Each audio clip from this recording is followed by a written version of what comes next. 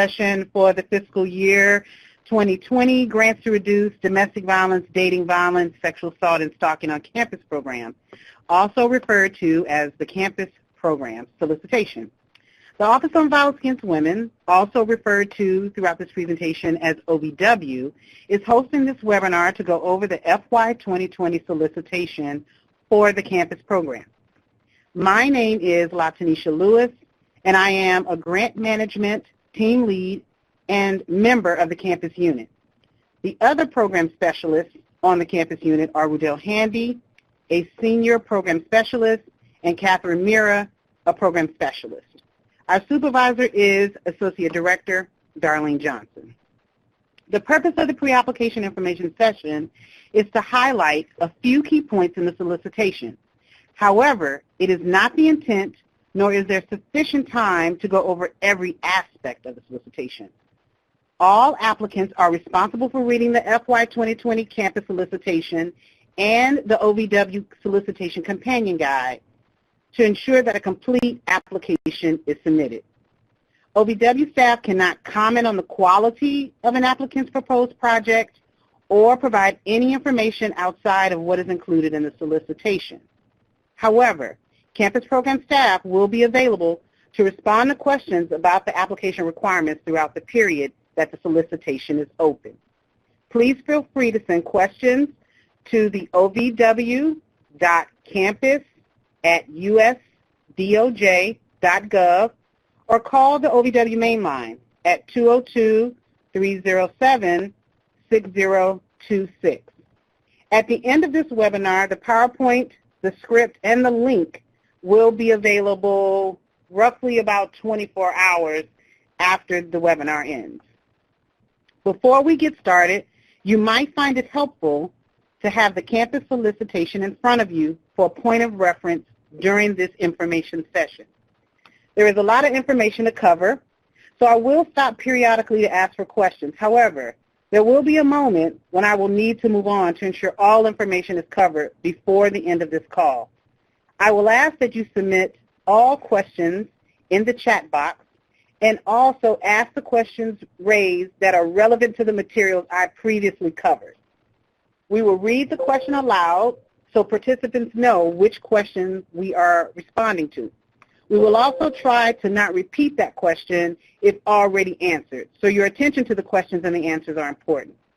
Lastly, please don't jump ahead, as I'm sure that as I continue the webinar, your question will be answered, or you will have the opportunity to ask the question at a later time. If we have time at the end, I will open up for any remaining questions.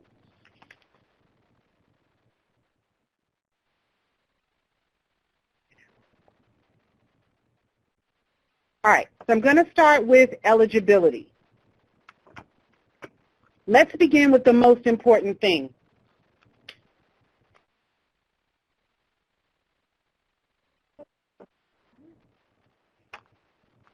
Who is eligible to apply for grant funding? Eligibility is mentioned on the cover of the solicitation as well as on pages 10 through 12. Eligible applicants are limited to institutions of higher education. Foreign entities or programs are not eligible for funding under the campus program. In addition, all applicants under the campus program must submit 2 certification letters.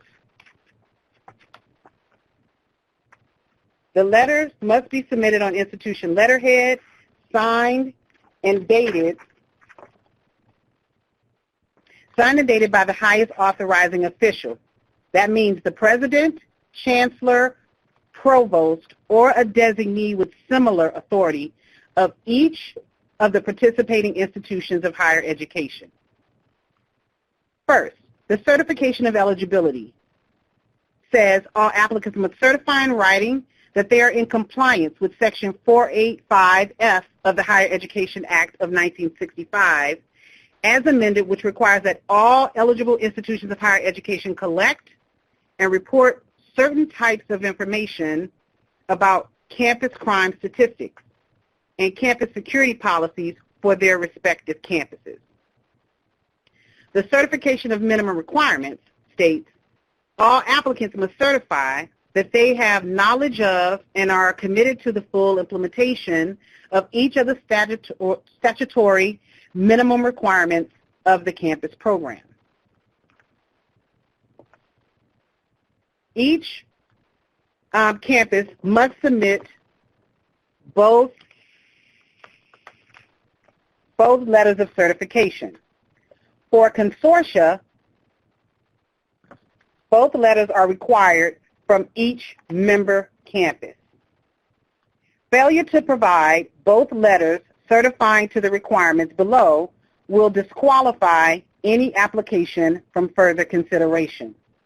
The signed certification letters must be uploaded as separate attachments in grants.gov. Required partnerships. Lastly, in addition to the certification letter, there are 2 required partnerships. Without them, your application will be deemed ineligible and thus will not move forward in the review process. These partnerships must be reflected in MOUs.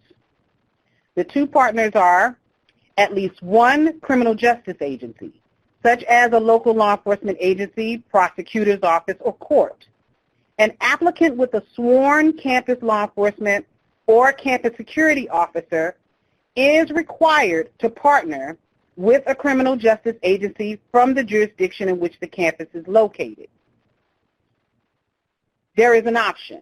So if you have a sworn campus law enforcement, then you are able to choose between local law enforcement, a prosecutor's office, or a court as your external partner.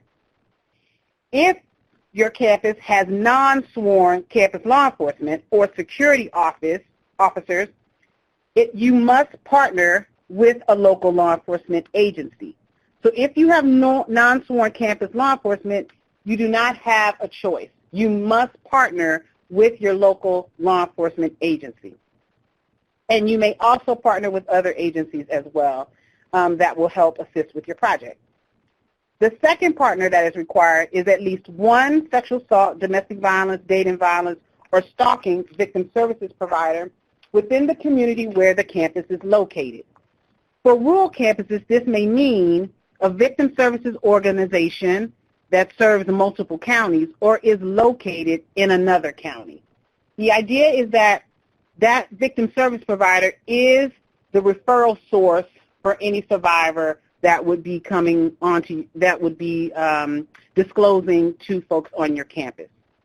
I want to stop now and answer any questions you have thus far.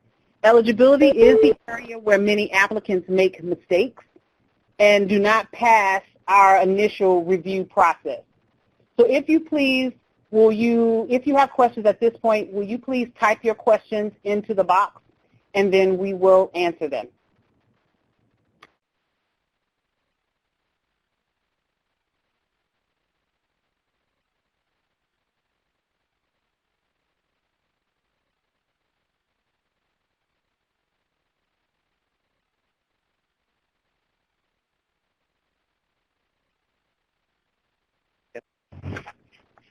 Okay, so our first question so far is, who beyond the project manager can travel? I will get to travel later, so will you hold that until we get to the travel section? For external partners, if we have a campus sworn law enforcement, so we must also partner with another criminal justice entity. That is correct. What if the local victim service agency is a non-responsive? Can we add to the victim services we already have on campus? You must have an external victim services agency. So you might not have the one located near you that you might typically work with. You might have to seek another victim services organization in order to partner, but it is an eligibility requirement, so you must have that external victim services agency.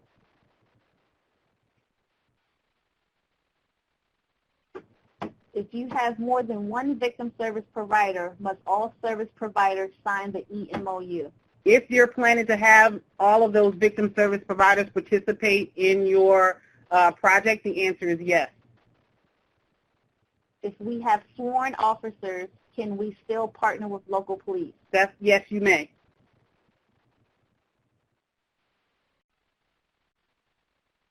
If it is a consortium application and one campus has a police department and the other does not, how will the partnership requirement? Work, you mean?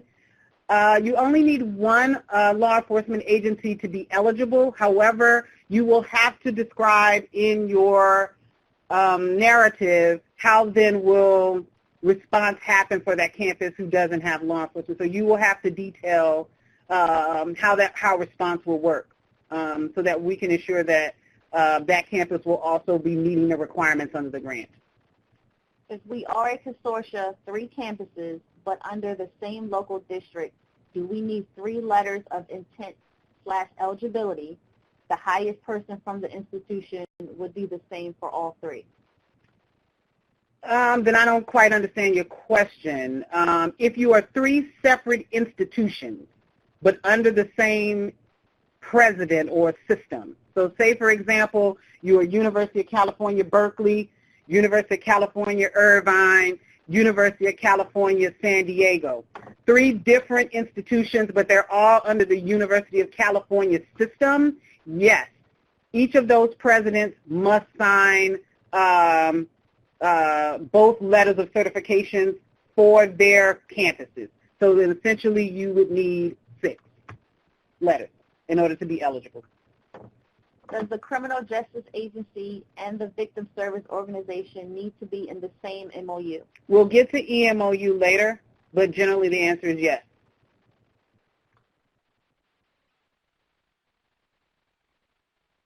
And we just covered the partnership requirements. So I will tell you to go back to the partnership eligibility section of the solicitation to review what those key partnerships are. Would state police be considered local law enforcement if they are typically the primary contact, or must it be town, city, village? If they're the law enforcement agencies for which that responds to your campus, it can be state law enforcement. We do have some campuses where state troopers are their entity who respond to their campus, and that's perfectly fine. We'll take 2 more questions, and then I'll move on.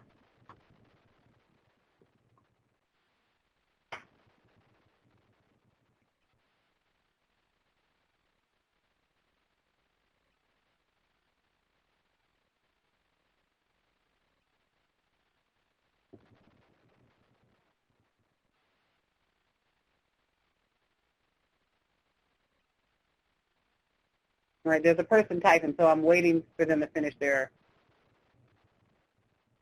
Does the language for each of the partners need separate if we have different expectations?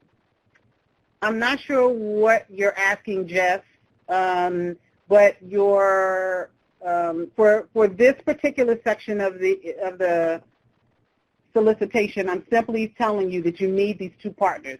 When we get to MOU, we can talk a little bit about your question, which I think is what you're asking here, is more about what the language should be in your EMOU. I will get to that when I get to the MOU section. But right now, I'm only talking about the fact that you have to have these 2 external partners, and you must have these letters of certification to be eligible. Without these 2, you don't meet eligibility requirements. Okay. Let's move on to the next section. Deadlines and registration. Slide 6. Applications are due by 11:59 p.m. Eastern Time on Thursday, February 12, 2020.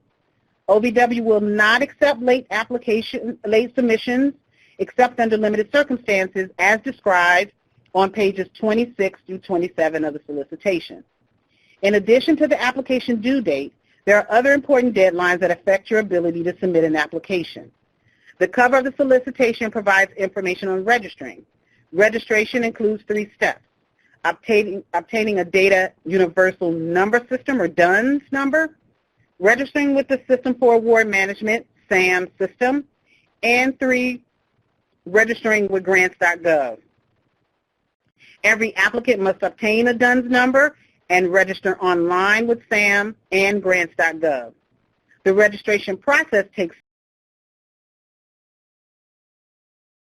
several days and must be completed before applicants may submit an application. OVW strongly encourages applicants to start this process no later than January 24,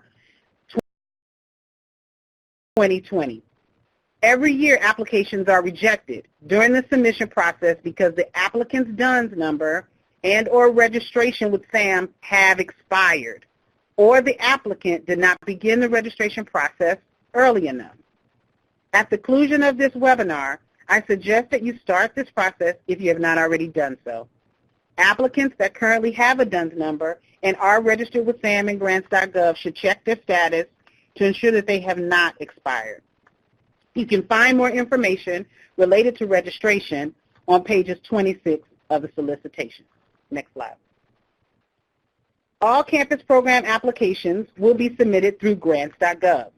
If you have questions specific to the registration or submission process through grants.gov, please contact grants.gov at 1-800-518-4726.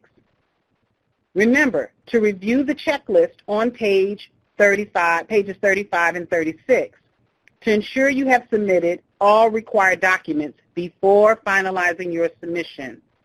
OVW will not reach back out to you for any missing documentation, so please make sure that all of your documents are there. OVW anticipates notifying all applicants of funding decisions by October 1, 2020. Next slide. There are several key changes from the FY 2019 solicitation that you should pay attention to.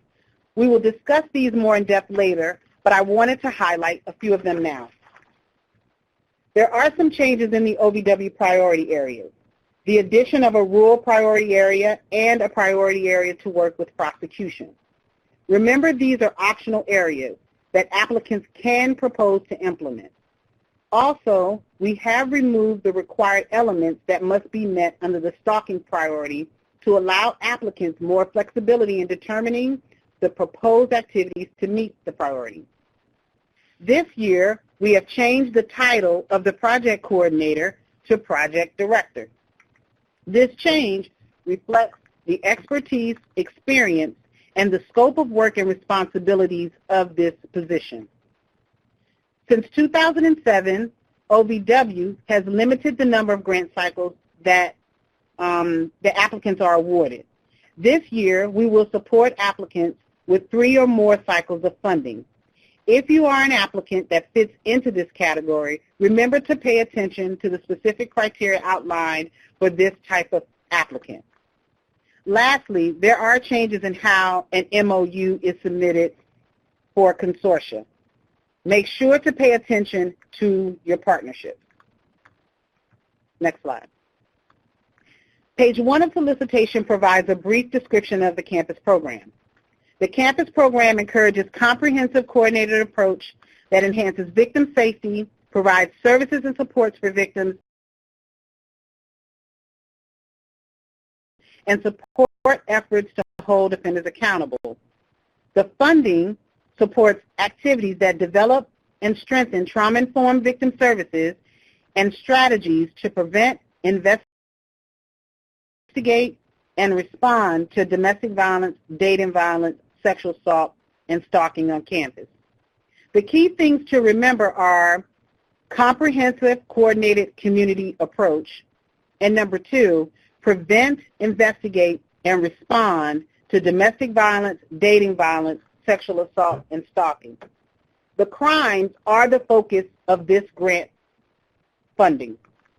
As such, your proposal cannot address sexual harassment, bullying, or general violence. Next slide. The campus program has 10 purpose areas. You are required to select one, but you can select more than one. I'm not going to go over each of them, but they can be found on page 2 of the solicitation. I would like you to take note of purpose areas 4, 6, and 7 as they have additional requirements. Purpose area number 4, to develop, enlarge, or strengthen victim services programs and population-specific services on the campuses of institutions involved. For this purpose area, the institution shall not use less than 20% of the funds made available through the grant for a victim services program provided in accordance with this paragraph. Purpose area number 6, to develop, install, and expand data collection and communication systems, including computerized systems linking campus security to local law enforcement for the purposes of identifying and tracking arrests, protection orders, violation of protection orders, prosecutions, and convictions. And number 7, to provide capital improvements, including improved lighting and communication facilities, but not including the construction of buildings. Purpose areas 6 and 7 cannot make up the majority of the budget or the project activities. Since the goal of the program is to provide comprehensive approaches to these crimes, these purpose areas cannot be the only selected purpose areas.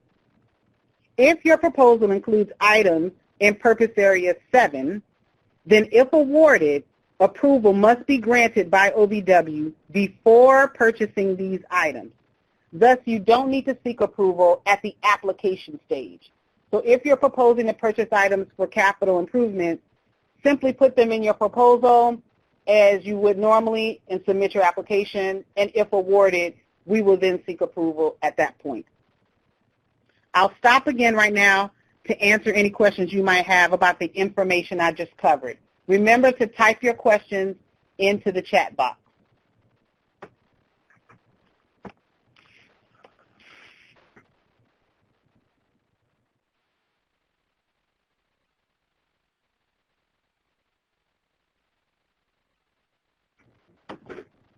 Are applications with multiple purpose areas more competitive? Do they receive more points or are more likely to be funded? No. Multiple purpose areas have no bearing on your success or your competitiveness.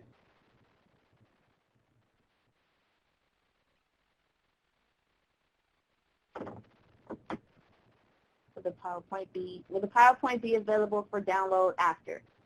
As I stated in the beginning, the PowerPoint, the script, and the link will be available after the webinar.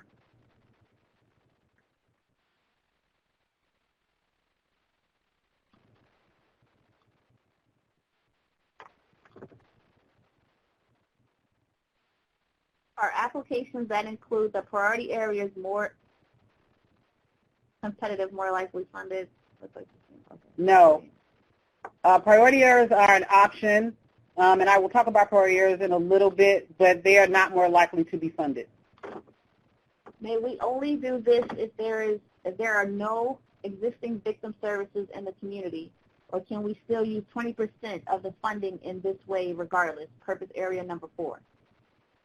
If you don't have victim services in your area, you are required to create one, so you will have to use that 20%. If you have a victim services either on campus or in the community, you can decide whether you want to choose purpose area number 4, and should you choose purpose area number 4, then you will have to allocate 20% of your funding for that purpose. Can we use some of the project director's time to coordinate the victim services in regard to number 4 to count towards the 20%? I need a little bit more information about what you mean coordinate victim services. Certainly they will collaborate with the victim services agency. That victim services agency will sit on the CCR team, but their time cannot count for that 20%.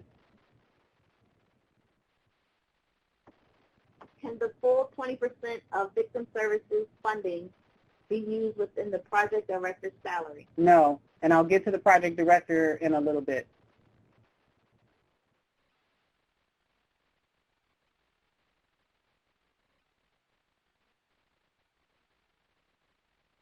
I'll take a couple more questions and then I'm going to move on.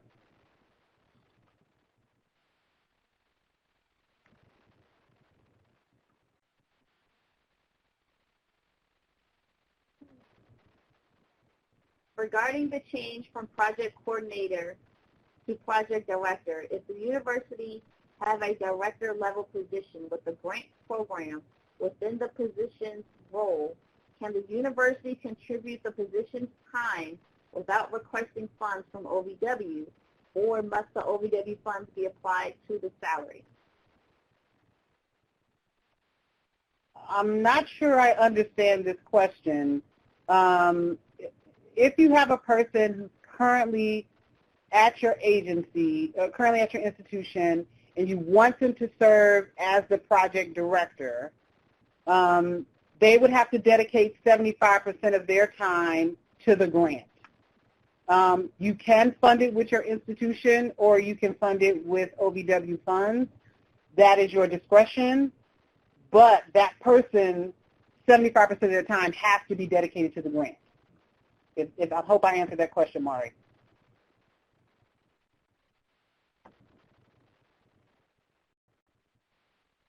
Are there certain expectations for the project director's salary? No. That will depend on location and also expertise of that director that you're bringing in.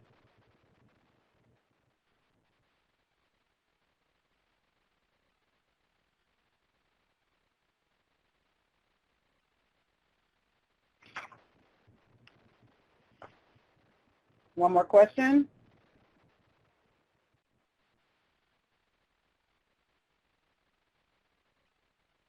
If the salary is considered low for a director level, will that result in a point deduction?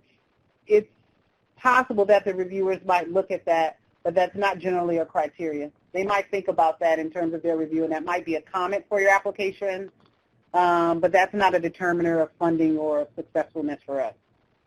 If we are applying for a continuation, do we need a new SAM or DUNS number, or only if it's expired? I don't think you need a new SAM or DUNS. You just have to renew it.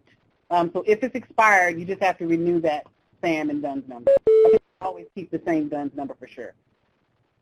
If selecting priority area 2, stalking, applicants are required to dedicate 50% plus the effort to this area. Is this counted by number of programs offered, start time, or another measure? Thank you, Adrian. I'm just getting ready to start about priority area, so we'll come back to your question in just a moment. All right, everyone, I'm going to start again. Slide 12 and 13, OVW priority areas. Information regarding the OVW priority areas can be found on page 3 of the solicitation. The selection of a purpose area is optional for an applicant. Should you choose to select purpose areas, then your application will be assessed based on the extent to which you met the priority. Please be certain that you have reviewed the requirements for each and that your project narrative and budget includes activities and strategies to adequately address the specific priority area. Applications that adequately address these priority areas will be given consideration during the recommendation process. So simply to say, I want to meet this priority area will not be sufficient. What you then put in your proposal or the details of the information that you provide about how you're going to meet that will determine whether we'll give you credit for meeting that, that priority area. So the priority areas are outlined as this. The first category is reduce violent crime against women and promote victim safety. There are 3 options under this priority that you may choose from. You can choose one or you can choose all of them. However you choose, you must have detailed information in your proposal to meet it. The first one is to collaborate with local law enforcement and local criminal justice agencies to incorporate lethality assessments and protocols into your coordinated response strategies and ongoing training. The second one is to create protocols for how your coordinated community response team and existing campus behavioral and crisis intervention teams can collaborate to more readily identify repeat offenders and offenders at high risk for committing domestic violence, dating violence, sexual assault, or stalking. The third category is partner with a local prosecutor's office to develop strategies that will increase the prosecution of domestic violence, dating violence, sexual assault, stalking. The second priority area is increased efforts to combat stalking. To address this priority area, applicants must ensure that 50% or more of proposed grant activities address stalking. Not time, not resources, activities. Number 3, address the specific challenges that rural communities face in responding to domestic violence, dating violence, sexual assault, and stalking. To qualify for this OVW priority, applicants must describe what makes the institution's geographic area rural, using U.S. Census or other appropriate government data, and how isolated the area is from needed services. Remember that the priority areas are optional, so you do not have to address them. If you decide to address them, then we will review your application to determine whether you've met them. Next slide. Activities that compromise victim safety and recovery. OVW does not fund activities that jeopardize victim safety, deter or prevent physical or emotional healing for victims, or allow offenders to escape responsibility for their actions. The Solicitation Companion Guide contains a list of these activities. I'm not going to go through them by one. Instead, to assist you with submitting a strong application, I'm going to go over some of the ones that have caused applicants to receive point deductions during peer review. The first one is procedures or policies that fail to include conducting safety planning with victims. It is not enough to say that you will conduct safety planning with victims. A strong application will provide details of how safety planning is incorporated into response protocols, procedures, and policies, how and when safety planning is conducted with victims, and what is discussed during the safety planning process, and the distinction between safety planning for domestic violence versus sexual assault versus stalking. A second activity, project designs and budgets that fail to account for the access needs of individuals with disabilities with limited English proficiency or who are deaf or hard of hearing. Peer reviewers usually deduct points off the project narrative and the budget for applications that do not include information or designated funding for applicants for how applicants will make their services or products accessible to individuals with disabilities. Please give this serious consideration when completing your application. Third activity, failing to develop policies regarding confidentiality of information, informed consent, and mandatory reporting. This is another one that peer reviewers routinely deduct points for during the peer review process. Having these policies in place not only protects the safety of the victim, but also enhances the working relationship between service providers and increases delivery of services to victims. Do not assume that peer reviewers will know that these policies exist because you're an institution of higher education. They are looking for proof that they do exist and will be developed, and that the only way for them to know this is if they read it in your project narrative. Another activity, dissemination of information, education, or prevention materials that place blame on the victim or focus primarily on changing victim behavior. Reviewers typically look at the way that you describe the materials that you want to disseminate or develop. It may raise concerns if you focus too much on what survivors should do. And sometimes this plays out a little bit when materials are focused on risk reduction. So I would be careful in terms of how you describe that material and what kind of material you're offering to put forth. Next slide. Out-of-scope activities. OVW and the campus program have specific out-of-scope activities that cannot be supported with grant funds. To assist with submitting a strong application, here are a few of the most common ones that have caused past applicants to receive point deductions, sometimes significant point deductions during the review process. Activities primarily focused on sexual harassment. As I started the webinar, I stated that the grant funds focus on sexual assault, domestic violence, dating violence, and stalking. So sexual harassment is actually out of scope for grant funds. Support for Title IX investigator or coordinator positions, or what we typically see more often is support for trainings, conferences, or materials focused primarily on Title IX. This is considered out of scope for grant funds. The purchase of anonymous web-based reporting systems or apps for students. We're starting to see more requests for reporting apps that are not applications or apps that law enforcement are using, and those are right now out of scope or unallowable. So we are not talking about web-based reporting systems that law enforcement might use potentially for incident or report databases. We're talking about other apps that are being requested. Please review the full list of out-of-scope activities on page 4 of the solicitation prior to writing your application to ensure you do not include any of the listed activities in your project. I strongly urge you to review carefully the information I've just discussed. I've seen applications miss the funding cutoff score by just 1 point because of these activities included in their application. Please do not be that application. Next slide. Unallowable activities or costs. While this is listed on pages 29 and 30 under funding restrictions, there are 2 common unallowable costs seen in proposals.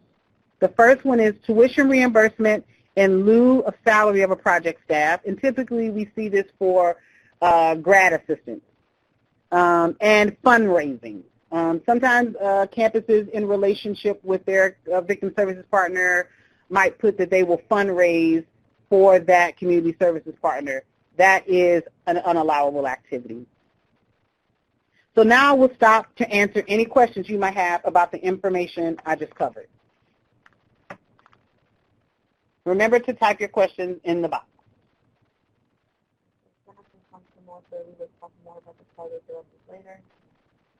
Yes, we will talk about the project director. Clarification, please. Early to this question, you said no. Are applications that include the priority areas more competitive / more likely to be funded? Just now you said how well someone meets a priority will be considered during the recommendation phase. Will please clarify? So there are applicants who submit to address a priority area. There are many applicants who say they want to address the priority area. There are 2 things to consider. One, did you actually sufficiently address that priority area such that we will give you credit for meeting it? Many times the common area is that applicants will list that they want to address the priority area but don't sufficiently provide any strategies or details for how they're going to meet it. They simply restate the priorities. The second is that in order to be funded, your application would have to be competitive in the first place. And so there are some applicants who have asked to address the priority area but have not scored sufficient points to even be considered competitive initially. So in general, are applicants who select priority areas more likely to get funded? Priority area is not necessarily a criteria for you to get funded more over another applicant, because as you know, we don't give you points for that. So we might consider it in our recommendation process, but that doesn't mean you're going to be more competitive than another applicant. It literally, to be competitive, you must adequately address the criteria listed in the solicitation. That is your best chance of being competitive and being funded.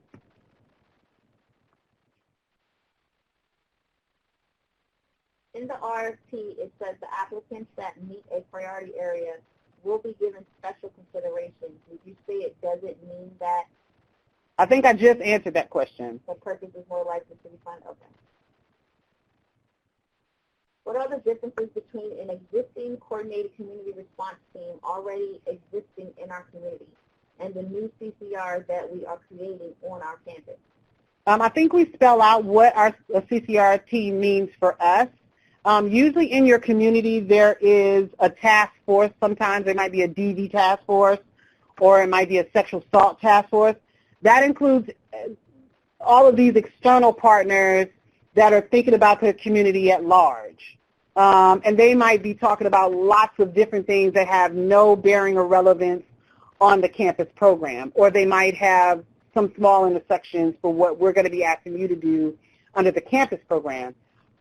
Under this program, the CCR team that we're asking are largely campus personnel or departments or units, individuals who sit in the campus departments, and those two external partners that we ask participate on your team. So that CCR team is focused only on the responses that your campus will develop or implement over the course of the project. So the scope of the work looks different, and also the participants look different.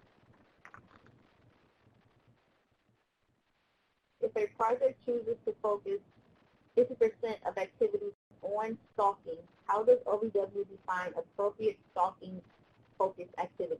I think you have to detail for us how you're going to prioritize stalking in your proposal. Is external evaluation an allowable cost? It is, but you are limited, and we'll get to that later.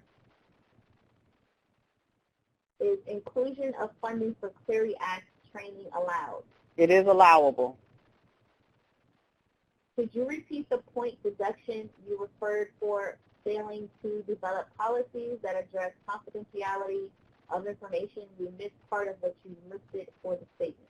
I did not give a point deduction. I said that it was one of the areas that we most commonly see for activities that compromise victim safety. The point deduction will depend on how concerned the peer reviewers are about what you've written in your proposal. For a continuation applicant, if the PD is a 0.5 FTE, can they serve as a victim advocate with the other 0.5? I would not suggest that. We clearly will state that the project director cannot be a victim advocate.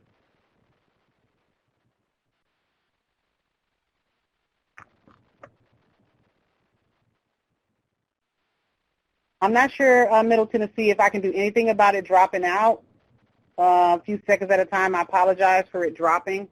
We're trying to be as still as possible. So I'm sorry about that. I'm not sure what's happening with the audio.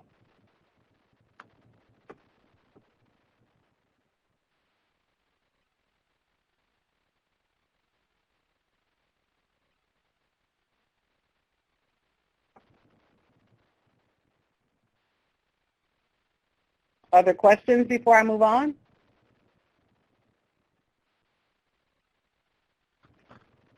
All right. Next slide. Award period and amount. The grant award period is for 36 months, tentatively beginning on October 1, 2020, and ending on September 30th, 2023. Applicants should submit applications with project activities and budgets that reflect this period. This program typically makes awards in the range of $300,000 to $750,000, depending on your project type. OVW estimates that it will make up to 50 awards for an estimated $20 million.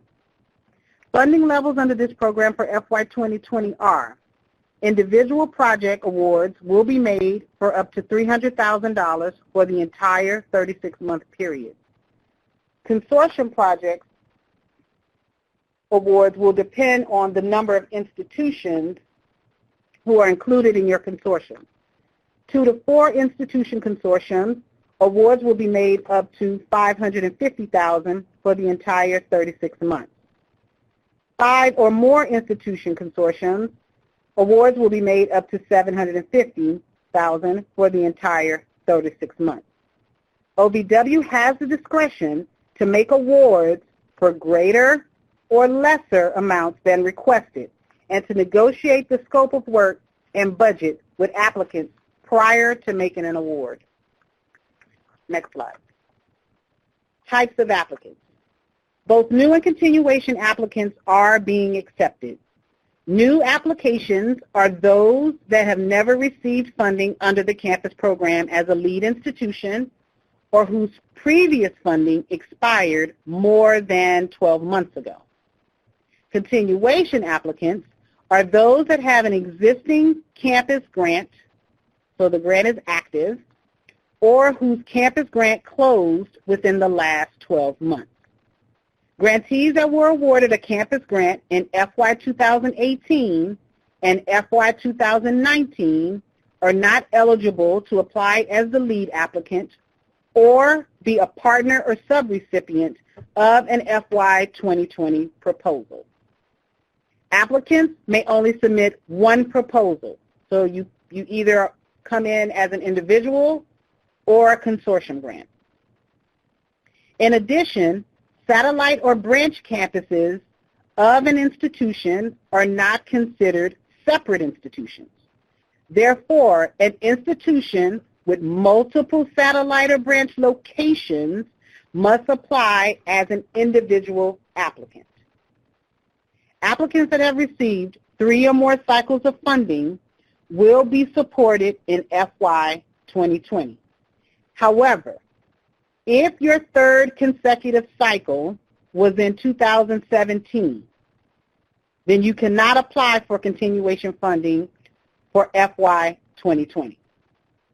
If your third consecutive cycle was 2017, but there were gaps in your funding, so say, for example, you got 2017, your previous award might have been 2010, the one before that might be 2005, then we may support your application should it be competitive. Next slide. Now we're moving into overview of mandatory requirements. Review the full list on pages 6 through 10 of solicitation. Must be completed by all applicants funded under this program. It includes OVW-sponsored technical assistance and new grantee orientation. They include statutory and other program requirements and include staffing requirements. Next slide. There are 4 statutory requirements that all applicants must certify that they will implement. The first one is create a coordinated community response that includes both external organizations to the institution and relevant divisions of the institution. The second one is establish a mandatory prevention program about domestic violence, dating violence, sexual assault, and stalking for all incoming students, first year and transfer. For community colleges, we allow some leniency there because your definition of student is a little bit different.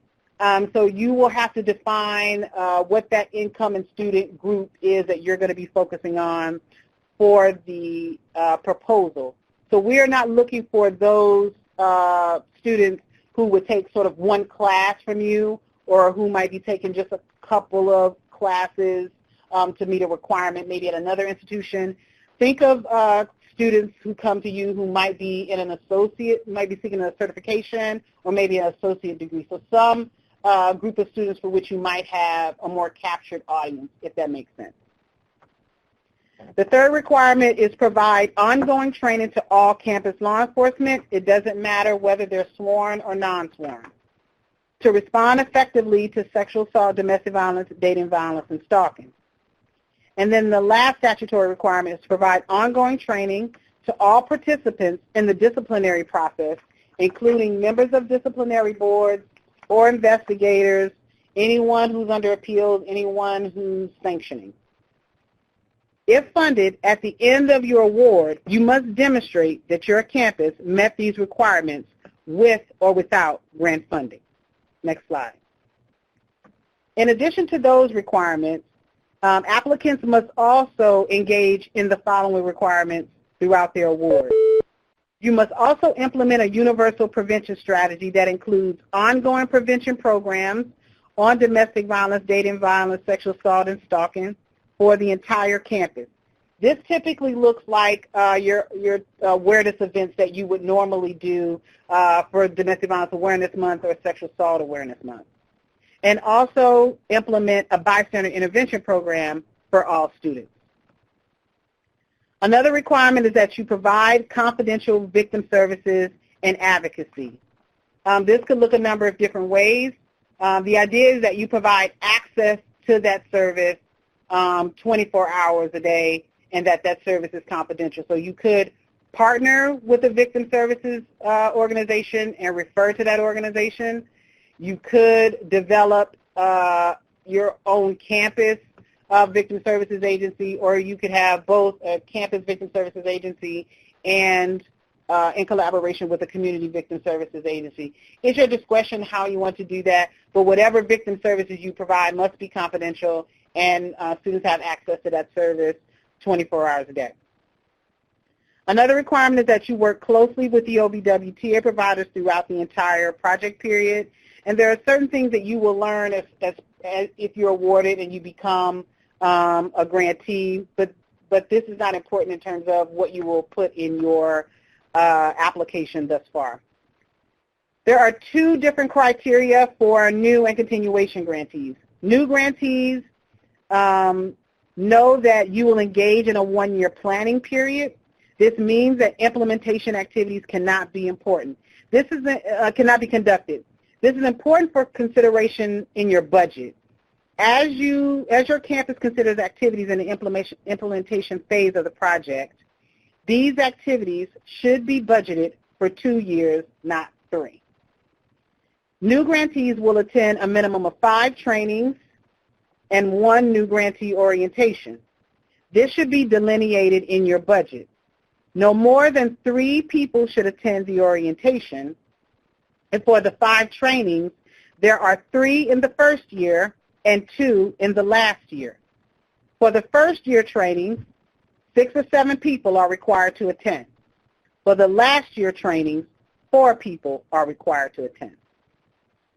The requirement for new grantees is that you support a project director at least 0.75 FTE. For this time, the project director should be working on the grant deliverables only. It is the campus's discretion if you want to support this position at a higher FTE. What some applicants ask us is, can we support them at a 100%?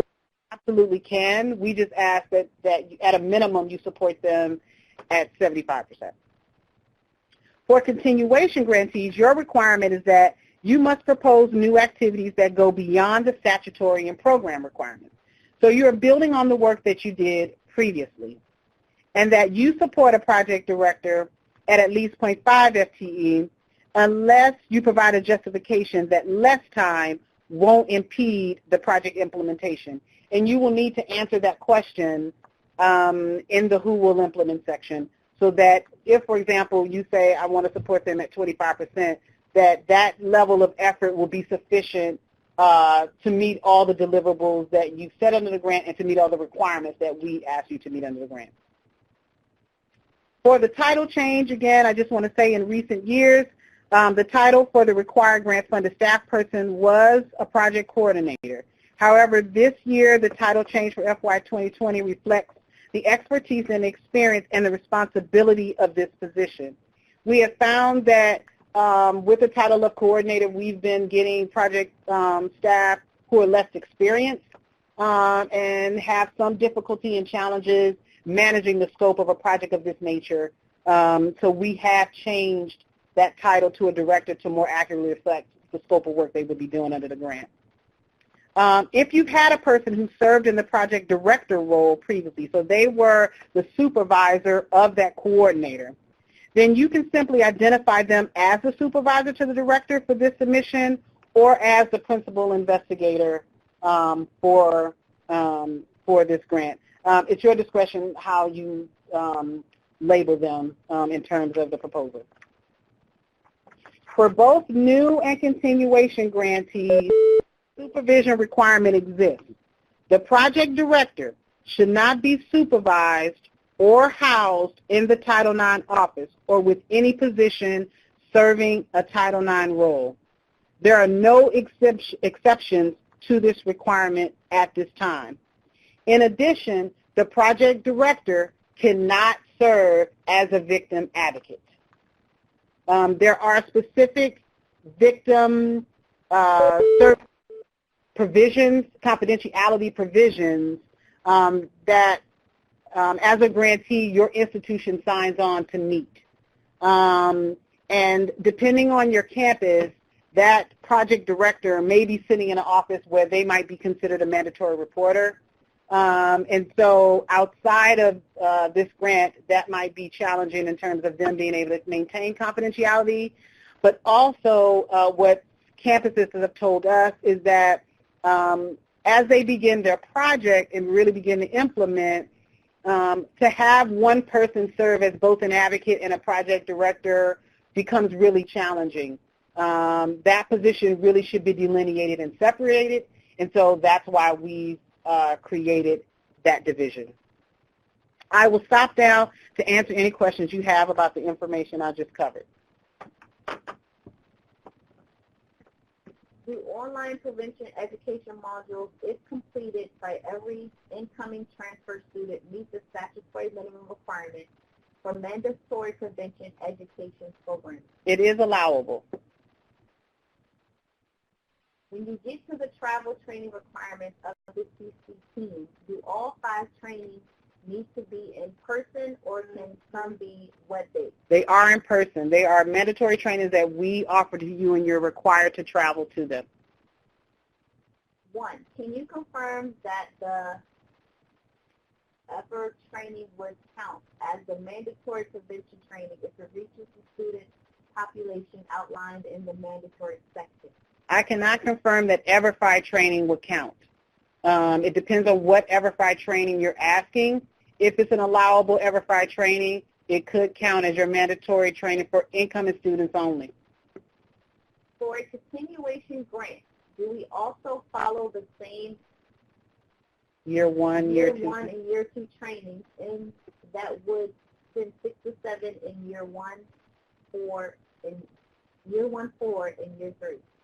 For all 3 trainings in year 1, you must send 6 or 7 people. For the 2 trainings in year 3, you send 4 people to each. Are the mandatory TA training events for new grantees in person, required travel, or are any webinar-based or available? They require travel. They are in person. I will come to that later when we get to the budget. Will the budget cover stipends for police officers partnered to attend the mandatory OVW training? If so, will this count towards the 40K travel budget or addition to? It's a great question. We do cover overtime and or stipends if your budget will allow you to do that to attend the training.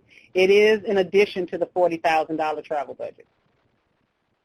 Can part of the budget be allocated to cover stipends for CCRT members' time on the grant? Yes. I'll get to that when I get to the budget. You guys are jumping ahead. We should be talking about the things I just covered. Is it within scope to use 20% or more of the funding to bring an employee of a regional victim service provider to the town that the university is in? If so, could this person only serve members of the campus community, or could they also serve the other victims from the town who are not associated with the university? There's 2 questions here, and I'm not quite sure what you're asking. 20% or more of the funding to bring an employee to the town. So are you asking, can you use your allocation for travel expenses? I'm not sure of your question, Christy at Nadler. Are you asking for that 20% funding for it to be used as travel?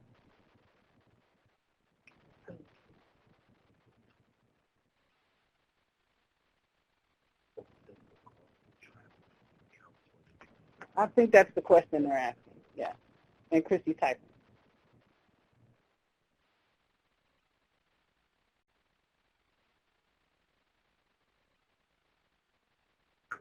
We're trying to find your question. I'm sorry. Your additional question. This is in regard to required victims. No, I understand that, but your question is your question is not quite clear. We might have to talk offline for this, Christy, so that I understand your question better. There are 2 things here The 20% is supposed to be used for that person to provide victim service. So typically what we see is that position is an advocate usually, or a dedicated counselor. They might include some transportation to the campus, and maybe if they're co-located, to work on the campus. So they would have to be working on that campus at the time. So we might allow some travel costs in there for that, if that's your question. But generally, we see that category as the direct services provided, and that usually is in the form of a position or an advocate. Next question. Oh, you had a second part of that question.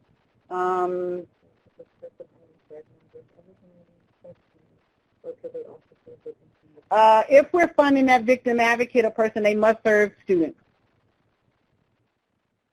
They could serve faculty on the campus or staff on the campus, but they must serve the campus community. Are community victim service providers required to travel with the grant, or is this up to the grantee to determine who travels beyond the project director? I'm not sure if you're talking about Adrian, if you're talking about the institutes, or you're talking about travel in general. If you're talking about the required OVW training, I mean, you don't need to know that at this application stage, but we do have positions or people who should be traveling to the training, which we'll tell you after award.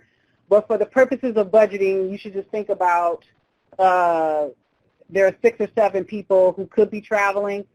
Some of them could be your community partner. Some most likely will be your campus partner. But if you're talking about traveling in general, that is your discretion whether you want to include travel into your grant funding or not. Sorry if you weren't able to hear the questions. I will speak closer to the phone.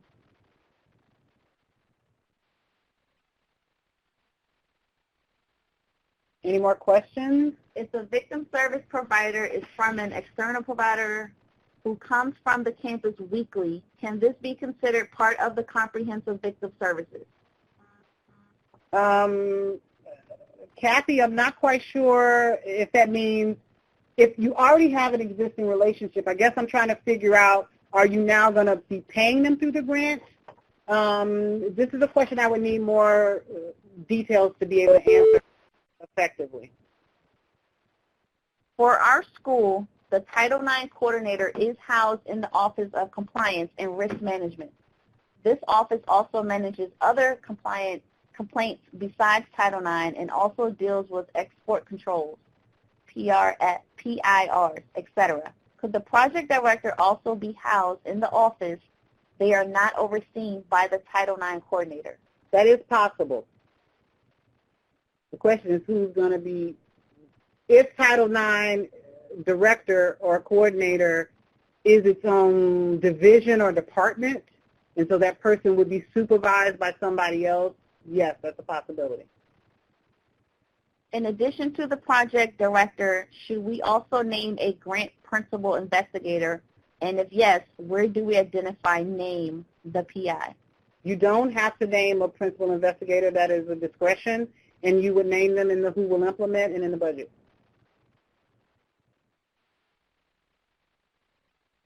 I'll take one more question. For the project director, does the person in the role actually need to be the person that directly carries out the activities? Does the PD actually need to dedicate 30 weeks to the grant work? Yes, they need to be the person who directly carries out these activities. I'm not sure what the 30 hours a week means for you. Maybe that's full-time for you. If that's considered full-time for you, then yes. Yeah, then that's fine.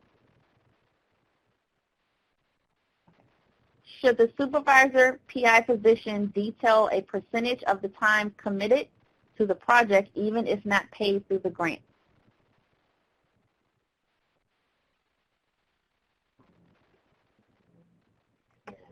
If the supervisor or PI position is not paid through the grant, I don't think you don't have to add them to the budget, but I think you should probably add them to the who will implement maybe, so that we know who has the expertise and somebody's going to be supervising that person. So I would add them to the who will implement so you can describe sort of what the structure is. And I'm assuming that supervisor, PI, the project director might be housed under them. So it makes sense in terms of who's managing and the structure of how the project will be implemented. Is a stipend allowed for the PI?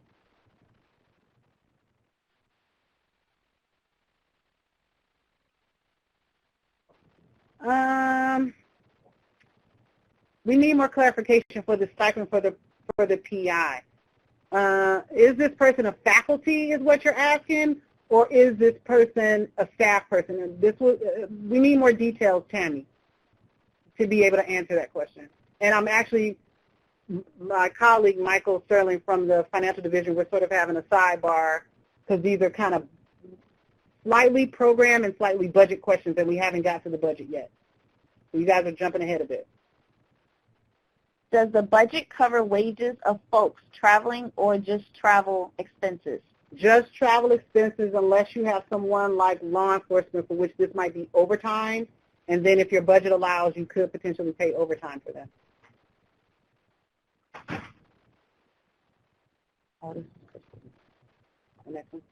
Can the victim services person be stationed near campus, or do they need to have hours served on campus to provide victim services beyond CCR or training events? I think that's your discretion where the victim services provider sits, whether they're co-located on campus or whether you simply refer to them in the community. That is your discretion.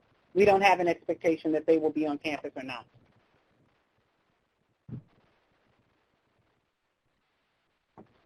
All right. I'm not sure people are making statements, so I'm not sure of the questions, but we'll come back to them again. There's one question I'll take again from Julia. I know you semi-addressed this, so apologies, but if we have someone on campus who has 75% of their time available to serve as the project director, can we note this will be provided entirely in kind by the college, or do we need to include them in the budget?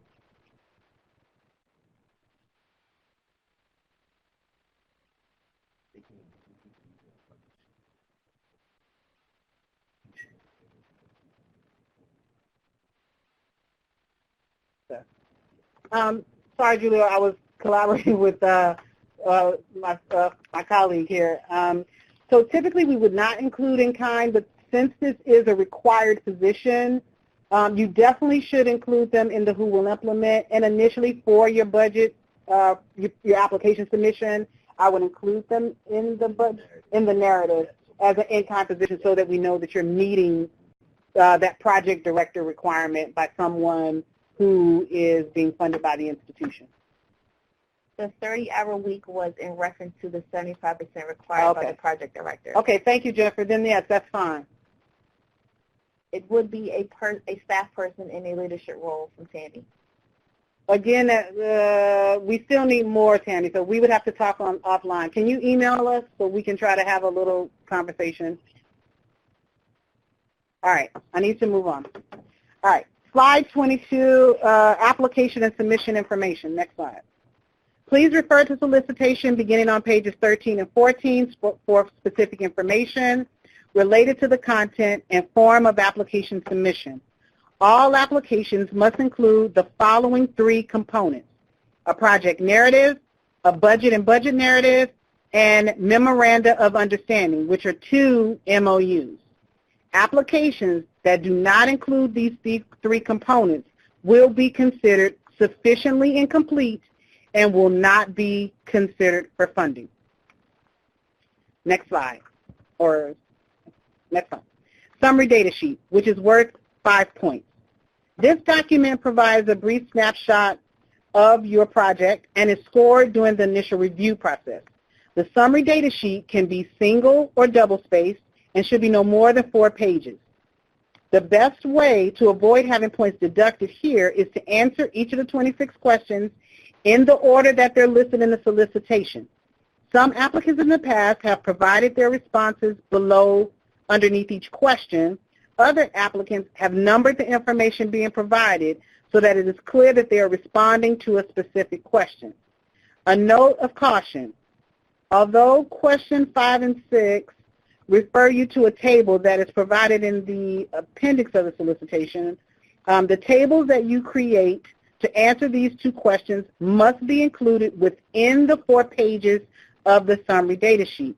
They cannot be in addition to the 4 pages of the summary data sheet or submitted as an appendix. Please read these 2 questions carefully.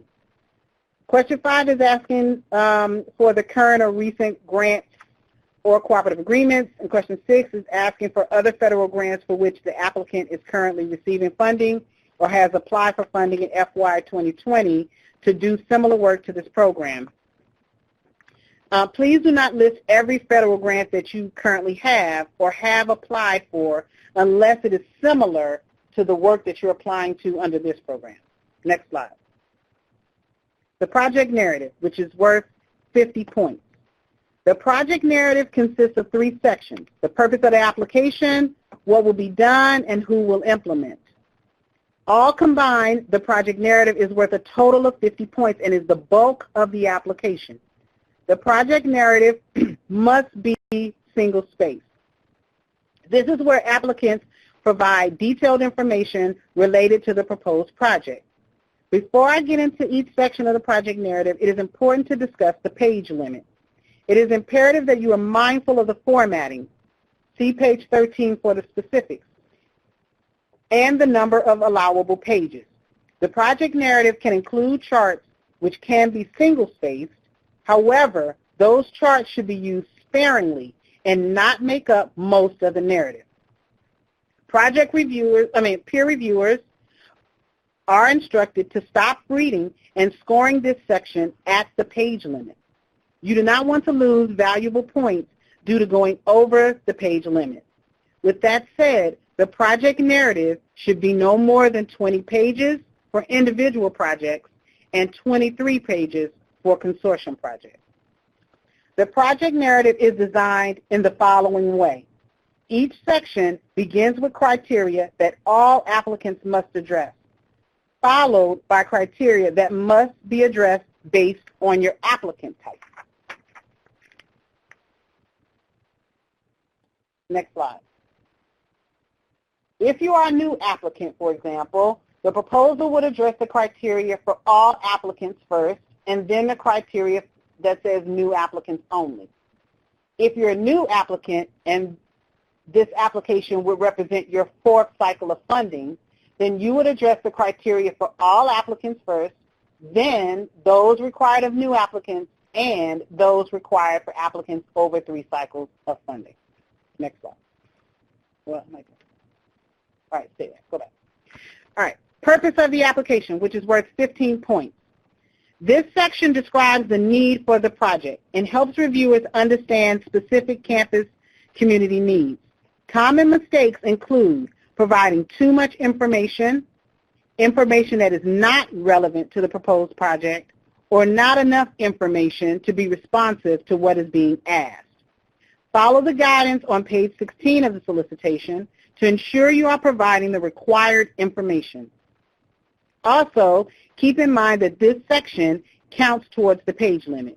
You want to be sure that you are being responsive to the questions in this section, while at the same time ensuring you have enough pages remaining to provide detailed information on the proposed project. I've seen applications where the applicants use more pages to describe the need for the project than the number of pages to describe the project activities to address the problem. Strong applications find the balance between justifying the need and providing detailed information on how the need will be addressed. Continuation applications should address what efforts they have done previously to meet the statutory and program requirements, but also what gaps remain and or how you want to build on previous efforts such that you are seeking funding again. What will be done? 20 points. This is the section where you will describe what you're going to do with grant funds. You should provide detailed information that clearly describes the activities and strategies to support your proposed project.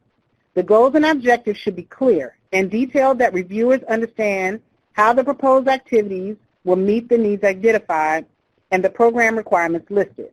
For example, there is a difference between stating, we will conduct training for all law enforcement or we will conduct annual training for all campus law enforcement on predominant progressor, the neurobiology of trauma for sexual assault survivors, forensic interviewing, and stalking. For consortium projects, it is important to know how the statutory and program requirements will be implemented on each campus within the consortium. The mistake that consortium applicants make in this section is focusing most of the proposal on the lead school. Remember, there are some criteria that must be answered based on your applicant type, so be sure to answer all of the criteria that applies to your project. Some common mistakes to avoid in this section: not providing a description of the products to be developed or purchased with grant funds. If products such as brochures, videos, billboards, or curricula are mentioned in this section, there should be a line item for them included in the budget, or vice versa. Not providing details on how safety planning will be conducted. Survivors should have informed consent for their information to be released to other campus and community partners. And you don't provide details on how confidentiality and privacy of victim information will be ensured for survivors of these crimes when survivors are not making a formal report. This is particularly true when a proposal is requesting to use databases, apps with GPS tracking, or other forms of technology that collects victim information. Continuation applicants don't adequately outline nor address how the proposed activities go beyond the statutory and program requirements. And also, applicants don't include concrete activities and strategies that will be developed or implemented to meet the OVW priority areas that the applicant has identified in the summary data sheet. The next section, who will implement, which is 15 points. In this section, the applicant should identify who are the key individuals, departments, and organizations involved in the proposed project. This section does not list all of the partners on this project. All partners should be reflected in the MOUs. This section must demonstrate that the individuals, departments, and organizations identified have the capacity to address the stated need and can successfully implement the project activities. Therefore, providing details on their experience and expertise is critical here. In addition, clearly specifying each organization and individual's role in the project is also important. If you're proposing a consortium project, it is important to know that key individuals and departments on each campus should be included in the who will implement. If you are planning to hire one of the key positions, please provide a brief description of the experience you hope that position will have and the responsibilities of this position. As a friendly reminder, this section is also part of the page limit. You will want to keep this section focused on who is involved in the major project activities and who is most responsible for ensuring the goals and objectives of the proposed projects are met. I will stop here to answer any questions you might have about the information I just covered.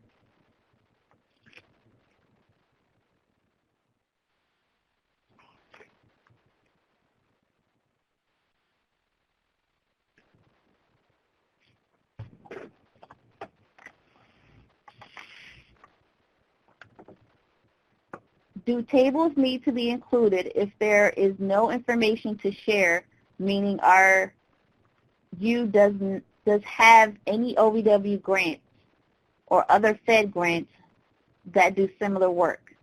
No. You would answer the question how it applies to you.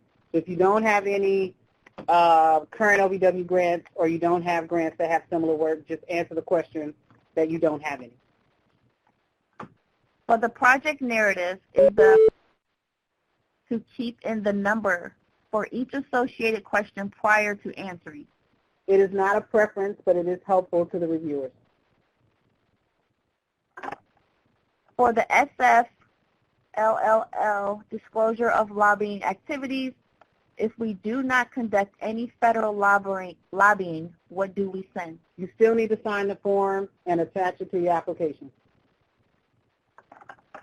Can we include letters of support from local, state, public office, more specifically letters of local state that speak to a applicant's royalty? Whether you're rural, Annie, I'm not quite sure what the letters of support will help you with. Letters of support are optional. They won't increase your chances of being funded. If you're trying to speak to the rural nature of where your campus is located, please use some government census data or some other data. I think there's data that comes from HUD or HHS that you can use to tell us that your area is rural. Regarding measures progress, can applicant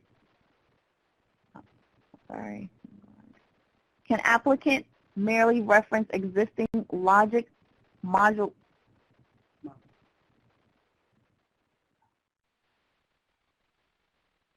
tool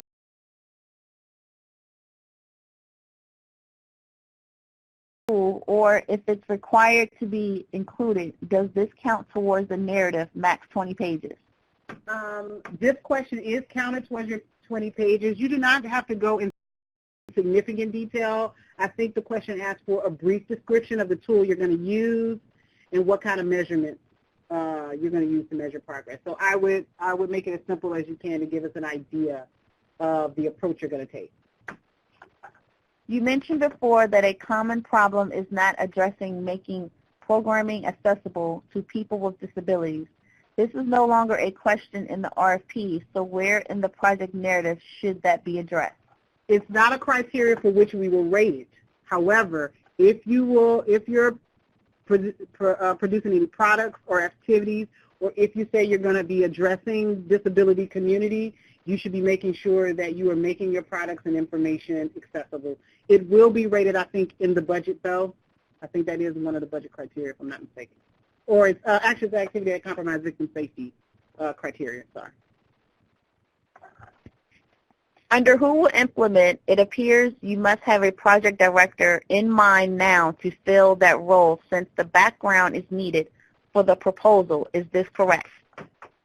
I don't think you need to have a project director in mind now, but you definitely should know what kind of expertise or what type of experience you would want from that person in that role if you want to hire them. If we are applying as a continuation grantee and during our current grant cycle, we have added new campuses and community partners to our CCRT, do we have to include them in our MOUs for the continuation grant proposal? It depends on the role they're playing in your project. I cannot answer that question fully.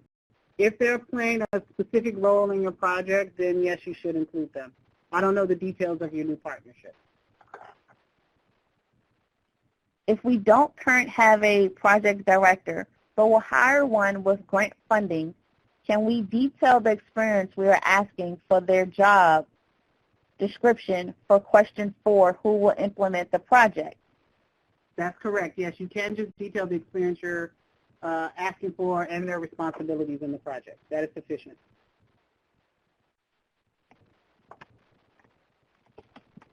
I'll take a couple more questions and then we'll move on.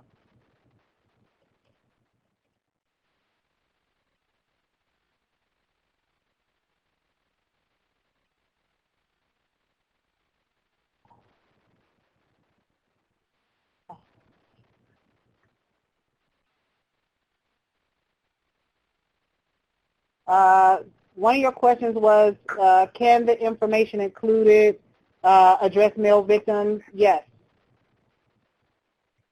You can address any victim.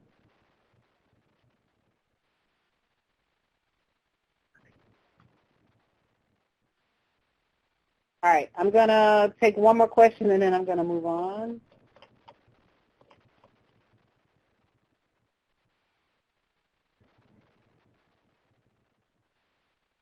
Would it be a problem if the Title IX office funds 50% of the position, even if the position sits in another area?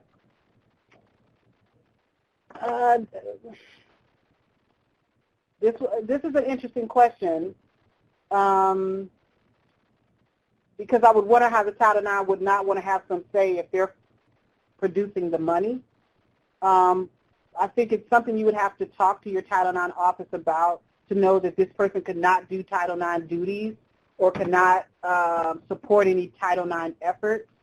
So their work is on this project. As long as they know that and they want to contribute that fund, that person is not located in the office, I mean, I think it's possible. If the campus intends to hire a project director and the grant funding begins October, will this conflict with new grantee orientation? No. Yes, I'm on it. All right, someone asked a question, can some of the programs to address reduction of these crimes include programs geared toward male victims? Yes, they can. They can include victims of all genders. They can include student victims. They can include faculty and staff victims. Any victim who is on your campus, you can provide services for and support through grant funding. However, most of our campuses tend to focus their prevention efforts on students. All right, I want to move on because we're running out of time. All right, slides 37 and 27 and 30, budget detail, worksheet, and narrative, 15 points. During the project review process, the peer reviewers will be assessing and scoring the budgets to ensure they meet the program requirements and do not include any unallowable activities or expenses. It is the applicant's responsibility to read this section thoroughly in order to submit a proper budget. Pages 19 and 20 of the solicitation provide detailed information on how to develop and submit your budget for your proposed project. Applicants must submit reasonable budgets based on the resources needed to implement their proposed project. The budget should provide a clear link between the specific project activities and the proposed budget items. Specifically, the budget should not contain any items that are not detailed in the project narrative. The project narrative must support all the costs included in the budget and explain how those costs and services are determined and how they will fulfill the overall goals of the project. They must reflect 36 months of project activity. They should include the mandatory campus training and technical assistance in the amount of $40,000 for the individual applicants and $80,000 for consortium, with an additional $10,000 which can be added for applicants from the U.S. territories, Alaska, or Hawaii. Applicants may include more than the minimum amount, but you must include the minimum amount. The budget should not exceed the cap and should not contain a match. Applicants should financially compensate all their partners participating in the project activity, including but not limited to their time and travel to participate in the project development, training, and implementation. The budget must include compensation for all the services rendered by their project partner, including the victim services provider. If a partner is a state, local, tribal, or territorial agency, and the partnership duties are conducted within the course of the agency's regular scope of work, the applicant does not need to compensate the partner if an explanation of this arrangement is included in the budget and the external memorandum of understanding. Note that consortium applicants must ensure that fair and equitable compensation for member campuses to ensure that they are able to fully implement the statutory and program requirements. What we typically see here is that in a budget, most of the money goes to the lead institution and there is little money left for the other schools so that they are able to implement the project activities. And then please make sure that you're referencing the budget guidance and sample budget, but my colleague will talk a little bit about those things in a minute. And just a couple more program things. Indirect cost rates under campus program are limited to no more than 10% of the modified total direct cost. This applies both to the direct recipient and subrecipient. The project director, new applicants must support in that budget or at least address in the budget the project director position at least 0.75 FTE, and continuations in the budget must provide must provide that time in the budget of either 50% or less with a justification for why it's going to be less. For technical assistance, the grantees, you will be required to attend a total of 5 trainings over the 3-year period. I talked about this earlier, that there are 3 trainings in the first year, 2 trainings in the last year. All grantees are required to bring a multidisciplinary team, and those trainings will occur across the U.S. So if you need assistance calculating costs for the purpose of the budget, you could potentially use DC as your base site for the computation. And I would typically budget for 4 nights of a hotel stay. Again, I'll just reiterate, for the NGO, there are 2 to 3 people who attend the NGO, and for the Training Institute, there are 6 to 7 people are required for the first 3 trainings, and 4 people are required for the last 2 trainings. Remember, if you're going to be proposing or developing victim services, then the budget should include 20% of grant funds dedicated to that activity. It must be direct services to survivors. It cannot include outreach and training. That is in addition to that 20%. If you're proposing to do a needs assessment or evaluation of efforts, you are limited to no more than 3% of your budget for this purpose. Lastly, a friendly word of advice: please do not use anything less than 12-point font when you're developing your budget. Reviewers are looking over numerous budgets. It becomes very hard and frustrating to read a budget that is 10-point font or smaller. There is no page limit for the budget section, so there is no need to try to, squeeze in, your budget onto 2 or 3 pages. In addition, the budget should be one document that is inclusive of all 3 years. Please do not submit 3 one-year budgets. Again, my advice would be to follow the sample budget provided to applicants. Now, I will introduce my colleague of mine, Michael Sterling, who is a financial analyst in the Grants Financial Management Division, also known as GFMD in OVW. He's going to provide you with additional information on the financial requirements of the solicitation. Good afternoon, everyone. So for the next couple slides, we're going to focus on some aspects of our application related to the documents that our financial team, the Grants Financial Management Division, or GFMD, reviews.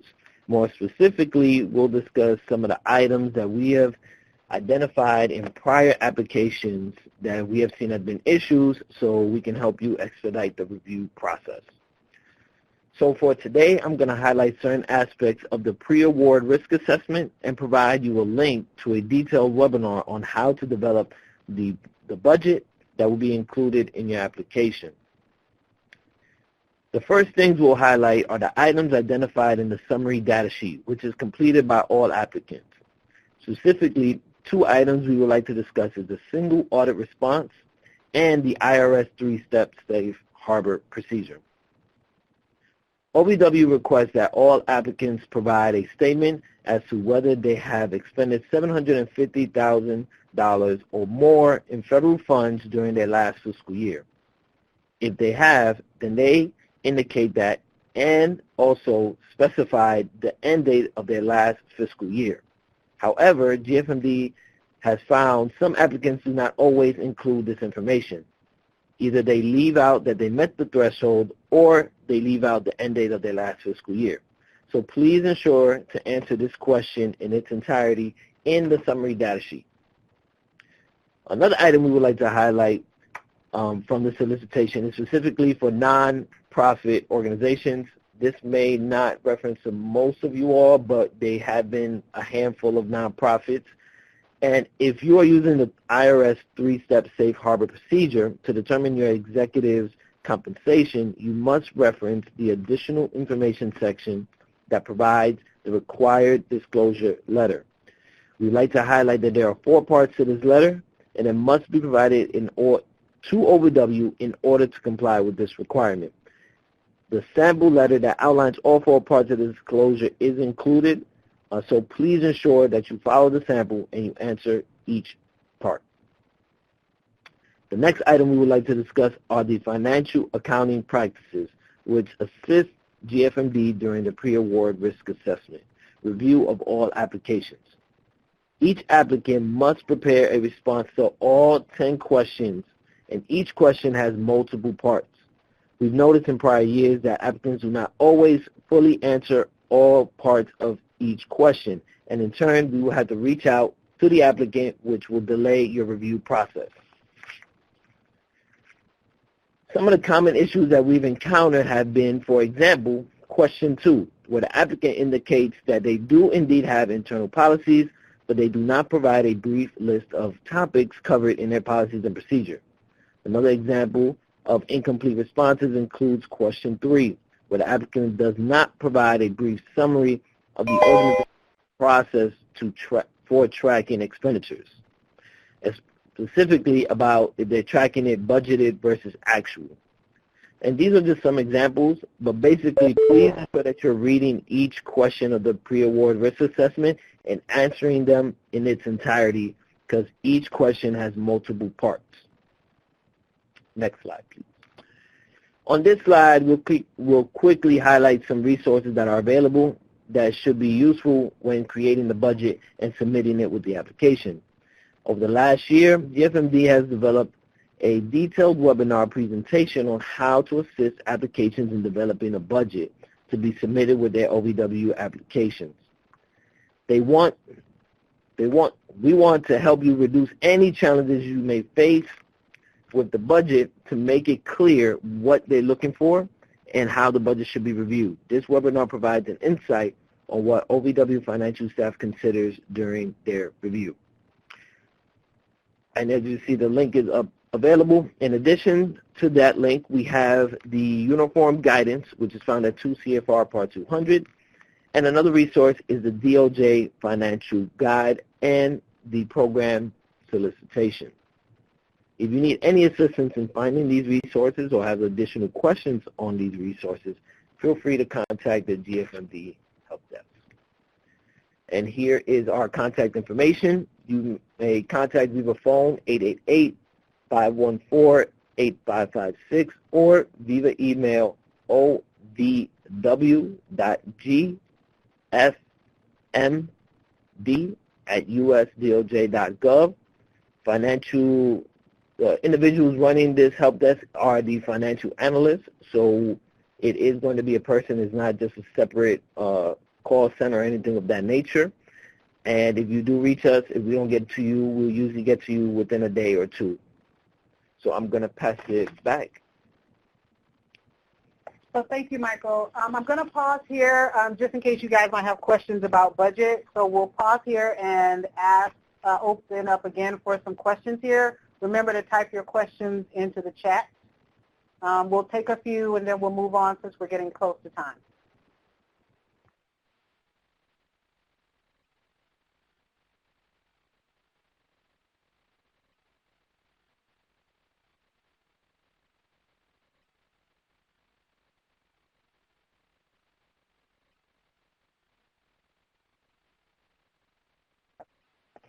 Will continuation grantees still need to attend 5 TTIs? That will depend. There's a process that we assess you if you're awarded. For the purpose of application submission, you still must allocate the required amount. Can the same people attend year 1 of OVW training and assistance also attend year 3? Yes, it is possible that they will be the same people. More likely they will be the same people. But for the purpose of application, you just need to detail the appropriate number of people and the amount so that you equal $40,000 or $80,000. For the training budget line, do we just list $40,000, the number of people traveling and the estimated hotel stays? You should have some computation for the $40,000. Because remember, you're rated on the details and the computation and justification for all costs. For the project summary questions, are we answering just for the applying agency, or do we need to answer questions on behalf of community partners? For example, if they receive federal funds. So if this is in regards to the pre-award risk assessment questions, that is solely for the applicant. Similar, I believe, with the summary data sheet as well. And then if your partners, you as the primary recipient should be doing at least your own type of risk assessment of the partners. We usually don't ask for that, but you should be doing it on your side because they're receiving federal funding. You need to ensure that they are compliant and everything with OVW as well. There are a few questions, I think, that are campus program specific that you might have to put the other institutions there, but there are only a couple. I think it asks for, like, who are the campuses in the consortium, so you will have to list those campuses, and you would have to list the demographics of the students on that campus or the total number of students on that campus. I think those are the only ones for which you have to ask for the other campuses. Everything else is for the lead applicant. Can you go over the number of training and the number of people required one more time? There are 5 training and technical assistance institutes and 1 new grantee orientation. For the new grantee orientation, no more than 3 people should attend. For the first 3 training institutes, 6 to 7 people should attend. And for the last 2 training institutes, no more than 4 people should attend. Can we compensate our partners for time and travel to attend the CCRT meetings on campus? Yes. Partner subrecipients are not allowed to be partner subs on another OVW grant project. If the partner is not a subrecipient, can they be named on other OVW grants?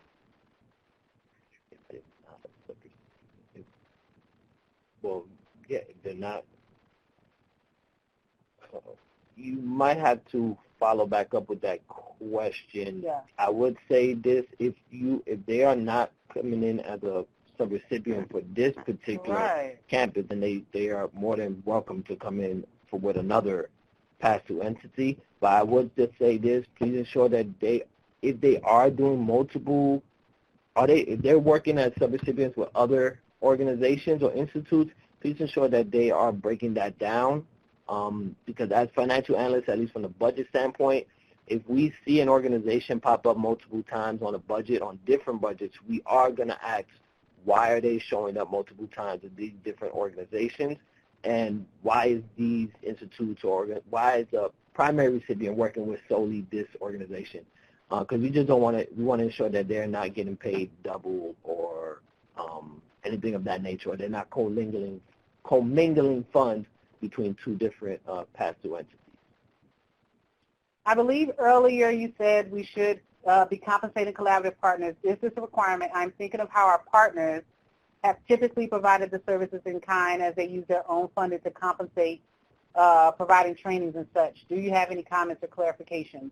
Yes, I noted that you could, as long as that partner agrees to do so, it should be noted in the external or internal MOU that they are providing that service in kind. So you don't have to compensate them such if they agree that they are not seeking compensation.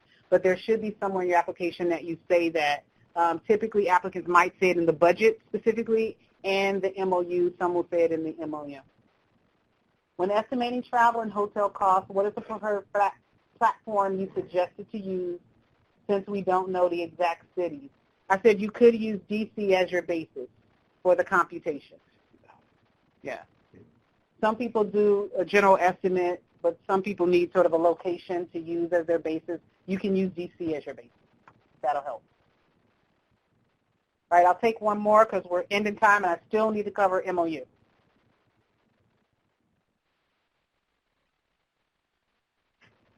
All right, I'm going to have to hold on that question about the number of trainings and people. It is outlined in the solicitation, the number of trainings.